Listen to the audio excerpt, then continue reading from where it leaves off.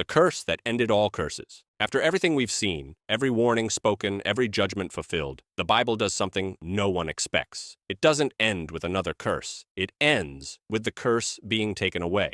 Paul puts it in words that are almost too heavy to rush past. Christ redeemed us from the curse of the law by becoming a curse for us. Galatians 3:13.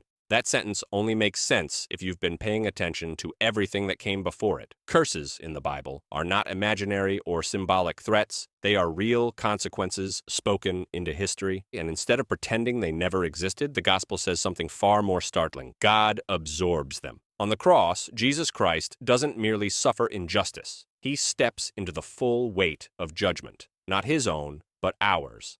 The exile, the separation, the death, the consequences that traced all the way back to Eden. The curse doesn't disappear. It is carried, and that's why the final pages of the Bible sound so different from the beginning. John sees the restored creation and writes, "No longer will there be any curse." Revelation 22:3. Completely gone. The ground that once resisted humanity is healed. The separation that once defined existence is removed.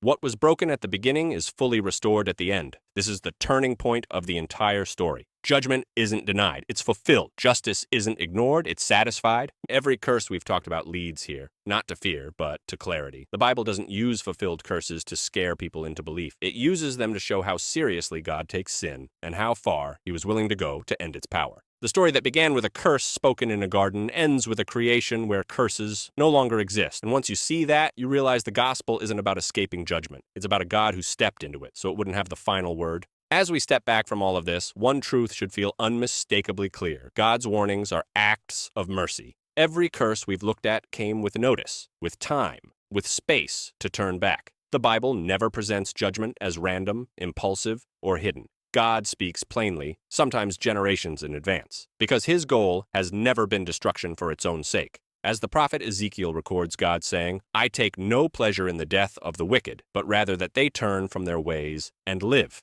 Ezekiel 33:11. That sentence reshapes everything. Curses in Scripture aren't tantrums, they're boundaries, they're warnings written into history, showing what happens when sin is allowed to run its course unchecked. And the Bible doesn't try to hide the fact that many of those warnings came true. It doesn't soften them. It doesn't revise them. It lets history speak, because truth doesn't need to be protected. But it also refuses to stop there, because the point of fulfilled curses is not fear, it's direction. All of them point forward. All of them press the same question. Is there any way out of this cycle? And Scripture answers that without hesitation, yes, but not by pretending judgment doesn't exist, by placing it on Jesus Christ. That's why the Bible can be so honest about curses. It knows they don't get the final word. The final word belongs to redemption. From Eden to exile, from prophets to empires, from a cursed tree to a cursed cross, the story keeps moving toward restoration. So the Bible doesn't catalog fulfilled curses to terrify us. It records them to show us who ultimately ends them. And if this reframed how you read Scripture or helped you see God's justice and mercy more clearly, take a moment to reflect on it. If you know someone who's wrestled with the harder parts of the Bible, share this with them. And if you want more conversations like this, thoughtful, grounded, and honest, make sure to leave this video a like and subscribe for more, because the Bible's hardest truths often carry its greatest hope.